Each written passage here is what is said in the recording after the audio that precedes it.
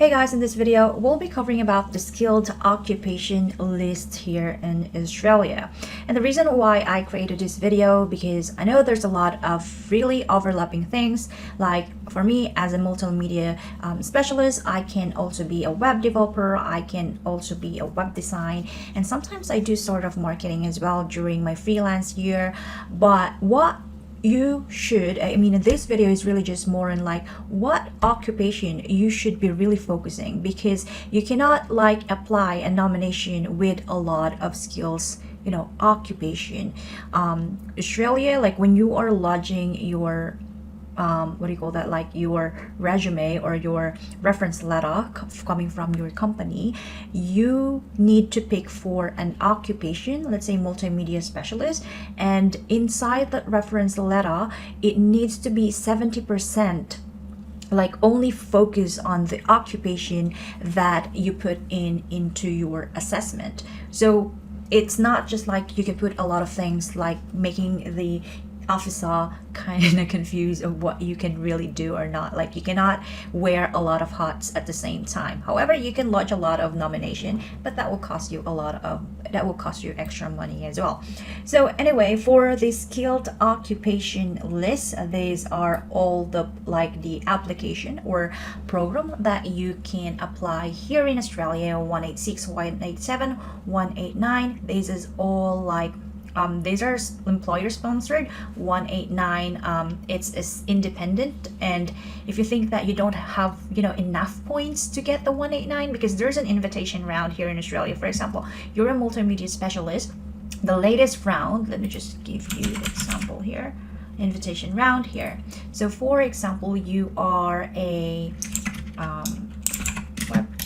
there's still a web developer, there's no more web developer, but multimedia specialist, the latest round who get invited is 85 points.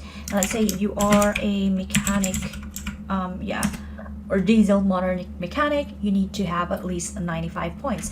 Although the minimum requirements is just like 65 points, but these are like the latest applicants got invited. So like 189 is very competitive, I would say.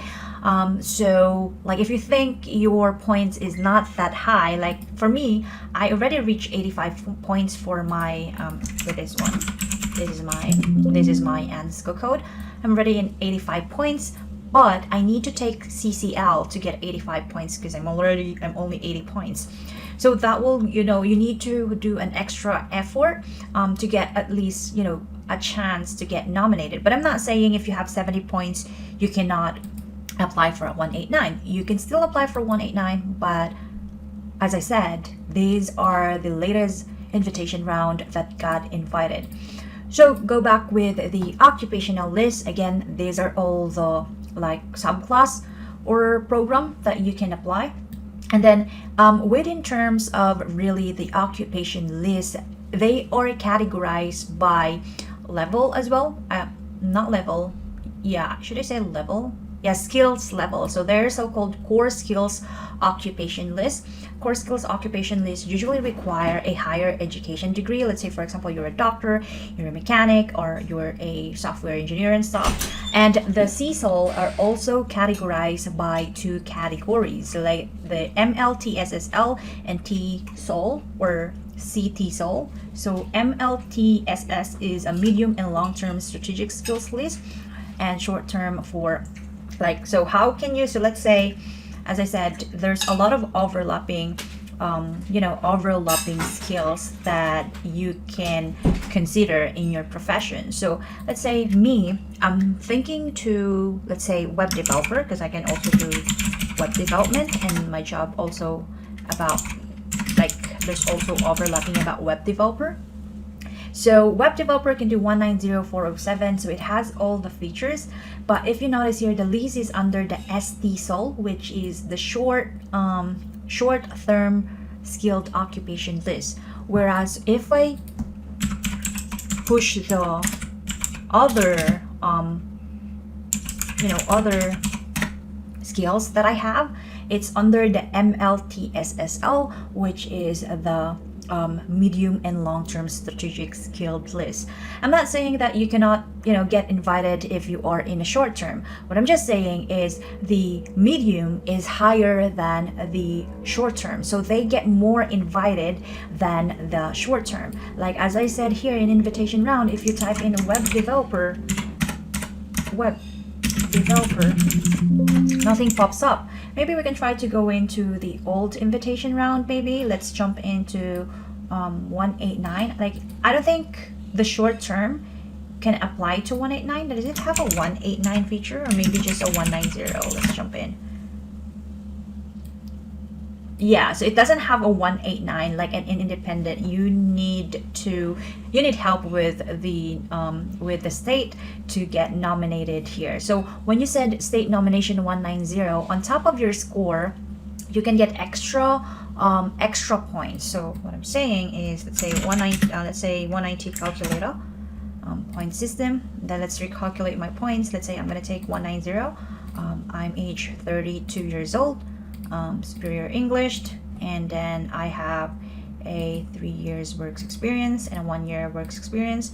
My educational attainment is just advanced diploma.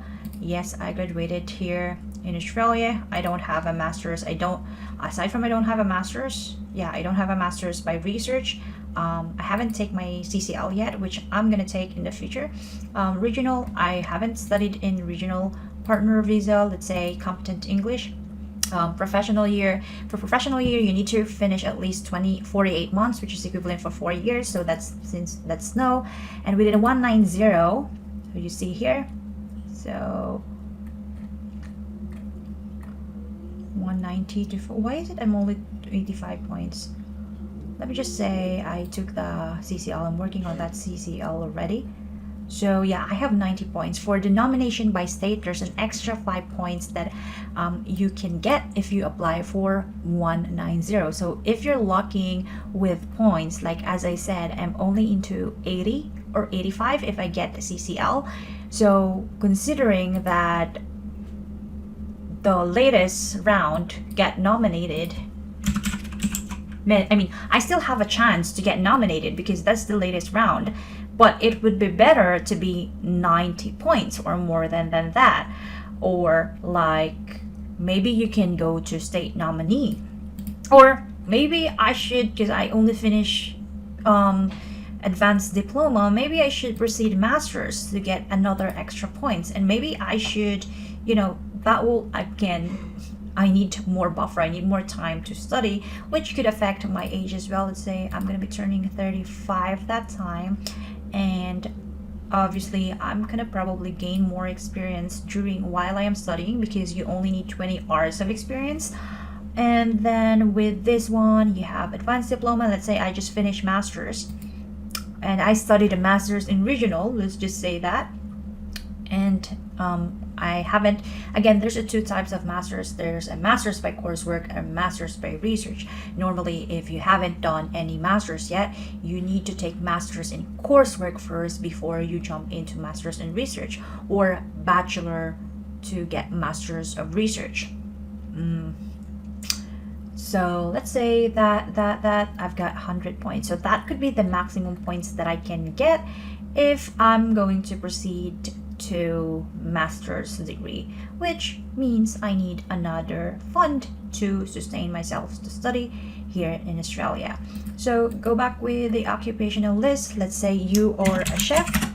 So the chef is in the medium TSSL, and let's say you have most of your work is kind of like 50%, like let's say you have a 5 years of experience, 3 years of that is just cook, and then you got promoted as a chef.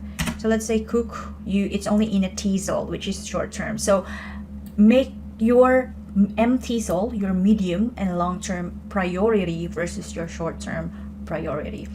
Yeah, check out this reference for your guide. And as I said, I'm not an immigration lawyer nor an agent or whatsoever. For any legal advice, please consult your immigration lawyer about this. And yeah, have a great day. Hope it helps. See ya in my next video.